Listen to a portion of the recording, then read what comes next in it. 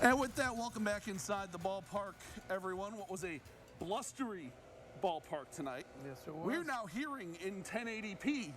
He is Mike Maahs. I am Justin Prince. And Mike, 4 seems to be the magic number for the TinCaps so far this season. Another 4-game win streak snapped here on Thursday nights by our friends from Dayton.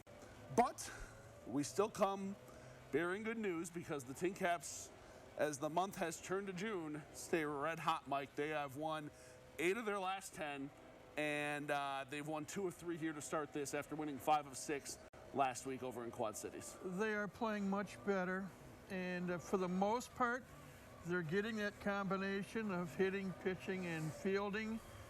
And we briefly touched on it last week. Yeah. When the bullpen can pitch well, that's when you see a big improvement in this team.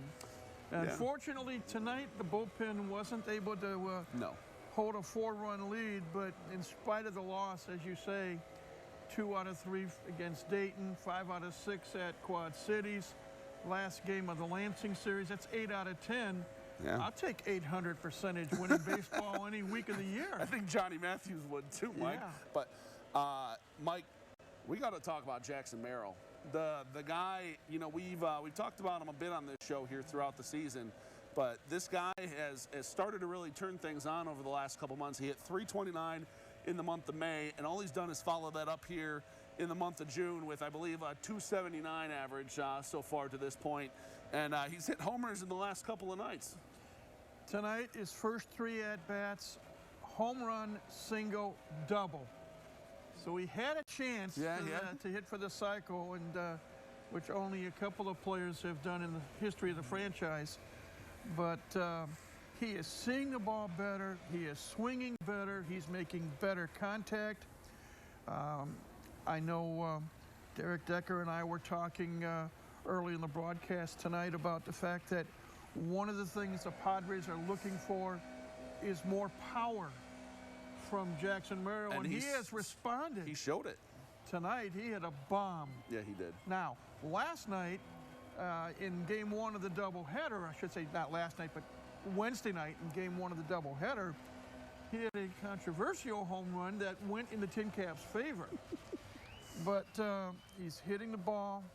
I was going to say, going back to that home run, first off, I've never seen a manager look like he was shot out of a cannon so fast as Brian LaHare was coming out of that dugout in Game 1 on Wednesday night. But then also, I think that's our first ejection we've seen this year. Yeah, and I agree with you. In the 30 years that I have either seen or covered this team, I've never seen, even at the big league level, I've never seen a manager get out of the dugout so fast. And almost kind of reminded me of George Brett when Pine Tar, the Billy Martin days. But suffice it to say, home run aside, whether it be fair or foul, it was called fair, and that's all she wrote. Yeah. It was a much, what I call, cleaner home run on Thursday night, and Jackson Merrill is hitting the ball much better, and his fielding has not suffered one bit. No, he's looking like that top prospect that we expected to see from the San Diego Padres from day number 1. Mike, obviously this is a show called TinChattin, but above all else, we are loyal to our people from the 260. A pretty cool moment this week. Former Carroll Charger Hayden Jones back in town with the Dayton Dragons. Unfortunately, we're seeing him come out of the visitors' dugout, but still cool to see a Fort Wayne guy back in the Summit City. When we started play the other night, we had 11 Fort Wayne guys still playing professional baseball, either in the minor leagues or independent ball, etc., that we could think of. So pretty cool, 11 guys from Fort Wayne playing organized professional baseball somewhere.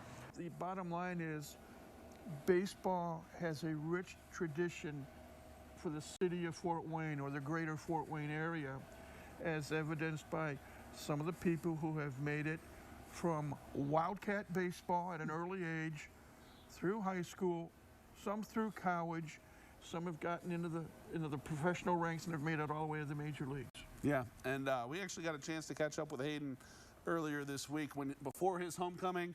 We're gonna take a couple of minutes and hear from Hayden right now. How's it feel to be back in the Summit City for the first time as a professional, getting to play some baseball here for the first time since your high school days? No, it's really nice to be back home and kind of doing what I've always wanted to do in front of friends and family, and kind of in front of coaches, high school coaches.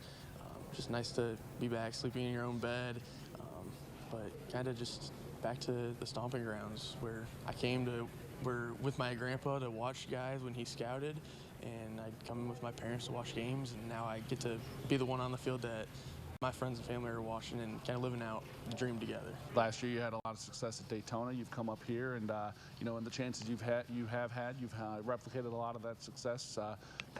Take me through your season so far. What's the season been like for you? What's your mindset moving forward too? Yeah, it's been tough not getting as much time as I got last year, but that's the business side of it. Money's going to play over. But every chance I get, I'm going to take and kind of prove them wrong and show them what the mistake that they're making. I'm not playing for just the Reds. I'm playing for 29 other teams as well. And I'm a catcher. I'm a young 23-year-old. So it's wherever, whoever needs me and wants me. I'll play anywhere. But whenever I get my opportunity, I'm going to go out and I'm just going to prove everyone wrong and go about my day. Great to see Hayden. Great to hear from Hayden. Wish him all the best. Hitting just a shade below 300 and some pretty limited opportunities with Dayton this year, but looking like things, he should be getting some more opportunities here soon. But always great to see a friend of the show back in the Summit City. And I had a nice chance to chat with Hayden and Hayden's mom. Yep. And it was a very enjoyable chat. But we wish him the best because he is talented. Yeah. We saw it in high school. We know what he can do. Hopefully, he gets a chance to show. If not the Cincinnati Reds, one of the other 29 major league clubs will get a chance to see him in action as he hopefully moves up the system. But he's got the tools to be a good catcher and a good hitter. Yeah. And when you put those two together, the sky's the limit. Absolutely is. Getting back to our Fort Wayne TinCaps now, Mike.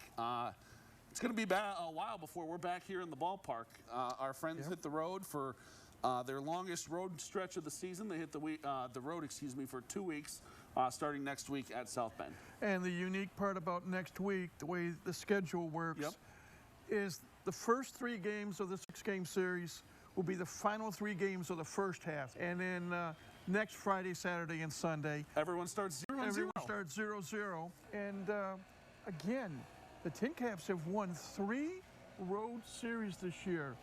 They won 4 out of 6 at Lake County. They won 4 out of 6 at Dayton. They took 5 out of 6 at Quad Cities. They are starting to enjoy playing a 6-game series on the road. And if they can continue their winning ways on the road and get the second half off to a good start, who knows? Who knows? Who knows? We're going to hopefully enjoy a few more wins from the TinCaps on the road. They're hopefully going to enjoy some more success on the road. And Mike and I are going to enjoy a few more weeks of TinChattin. That's going to do it for this edition, though. Elijah and I are back with more in the locker room right after this break.